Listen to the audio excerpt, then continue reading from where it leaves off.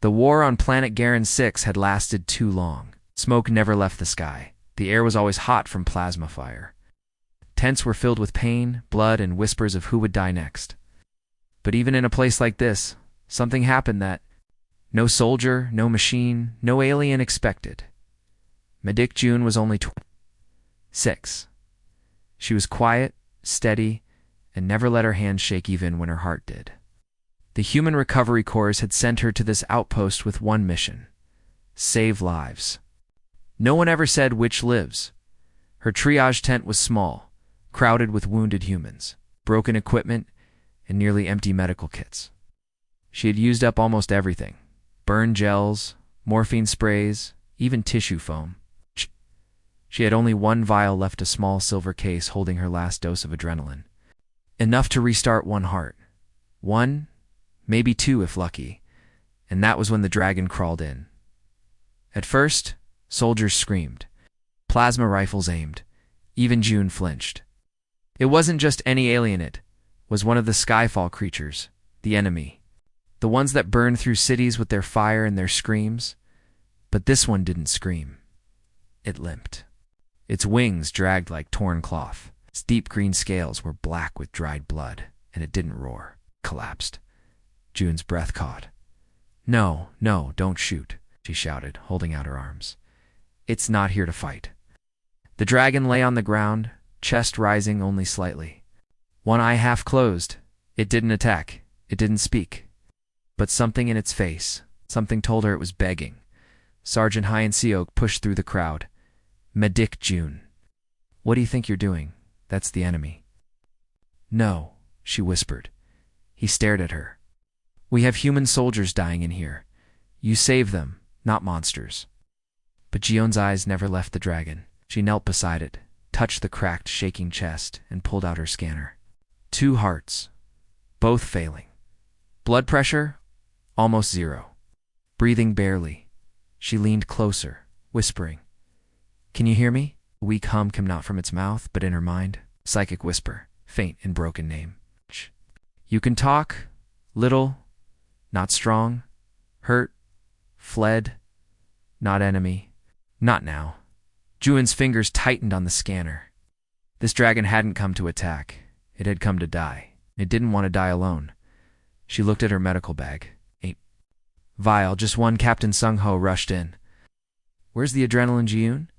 Private Young Min is crashing. He won't last minutes. June hesitated, then slowly stood and blocked his path. I used it. He froze. What? On who? She turned and looked at the dying dragon. Everyone stared. Gasps filled the tent. That thing? The captain roared. Are you insane? That vial was for our soldiers. June's voice trembled but did not break. I know, but it had no one, and it came here to die where it could be seen, where someone would. Stay. Sung-ho's face turned red with fury. What? But he said nothing more. He turned, cursed under his breath, and stormed out. Ji-yoon turned back and pressed the needle into Varnick's thick neck. The adrenaline flowed. A second nothing happened. Then the chest jumped. 1 breath. 2. The dragon's eye opened wider. The psychic hum grew stronger. Why? Save me. She sat beside it and whispered, because pain looks the same. And maybe. Mercy means something even now. The rest of the night was quiet. Goon cleaned the wounds, covered the shredded wings, and dripped water slowly into the dragon's cracked mouth. Varnock didn't speak much, but she could feel his feelings: deep grief, great pain, and a tiny flicker of peace. In the early hours, he shared more. Fled. Clan destroyed. Fire came from sky. No more home. She closed her eyes. I know that feeling too. When morning came, other soldiers came to check on her.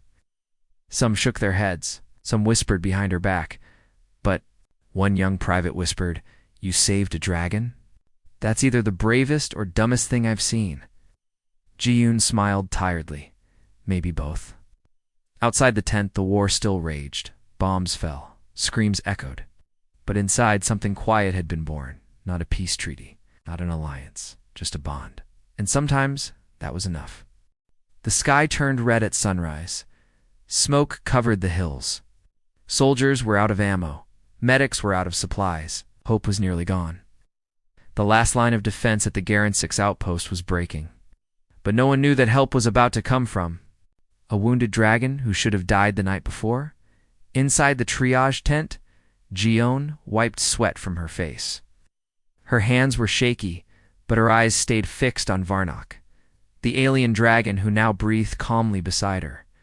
He was still weak, his wings torn, his chest wrapped in rough bandages. But he was alive, and he was watching. "Can you stand?" she asked softly. The reply came not by mouth, but again inside her mind. Weak, but can try. If needed, it was needed. Screams outside grew louder. Explosions hit closer. The Zolari enemy had broken through the outer defense line. No reinforcements. No escape routes. Commander Jihuan shouted over the radio. "They're coming through the western side. All able soldiers fall back to the inner wall." Goon turned to leave, but Varnock shifted. His claws pressed into the ground. His chest rose. His long tail curled around the medical tent pole. "You saved me," he whispered into her mind. "Let me return it." "No," Goon said quickly. "You're not strong enough. You'll die. Then I die with meaning, not hiding. Not alone." Before she could answer, Varnock pushed himself up. His massive body shook with pain, but his eyes were steady. He looked to the burning sky beyond the tent. June followed him outside. Soldiers stopped what they were doing. Eyes went wide. Some aimed their rifles. "No," she shouted, standing between them. "He's with us." They hesitated. God. And then Varnock spread his broken wings. They didn't rise like banners. They dragged like curtains. But he flapped them once, twice, and with a deep, struggling breath, he lifted into the sky. Gasps filled the air. "What is that thing doing?" Someone whispered. Goon whispered, "Flying for us." The enemy's final wave pushed forwards, soldiers in metal armor, with burning staffs and shock rifles. They had almost reached the command center. Then a shadow fell over them. Varnock dropped from the sky like a falling star. Fire burst from his mouth, not the usual flame, but a deep blue fire that scorched the earth and shattered metal. Screams rose from the enemy ranks. He struck fast, wild. Like a storm finally set free. Human soldiers watched in shock. Then they ran forward behind him. With Varnock tearing through the enemy flank, Jihoon shouted into his coms, "Push!" "Now, we've got air support?" "No, dragon support." Within minutes, the battlefield changed. Zolari troops scattered, their front lines crushed. June stood at the edge of the cliff, watching Varnock circle low over the smoking battlefield. He didn't fly like before his wings were cracked, his body leaking black blood again, but he stayed in the air long enough to protect the humans beneath him. When it ended, and silence returned, Varnock landed hard near the triage tent. Legs gave out. He fell with a loud thud. June ran to him. His eyes blinked slowly. "Still here," he said. "You don't have to keep fighting," he said through tears. "I fought for you," came the answer. Soldiers gathered around them, not with guns, but in quiet respect. Commander Jihuan removed his helmet. "That thing saved us." Captain Sung-Ho stared at Ji-yoon. "You really gave your last shot to that?" Yoon nodded. He said nothing, only looked at Varnock, then back at the sky. "We need more medics like you." Later that night, they moved Varnock to a larger tent. Human engineers brought cooling mist fans, heat blankets, and even a translator pad. No one called him enemy anymore. Some called him protector, some called him miracle. But June still called him friend.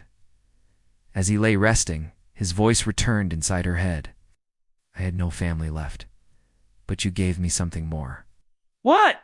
she asked. Softly, a reason to stay alive. June held his claw gently. "And you gave us the same?"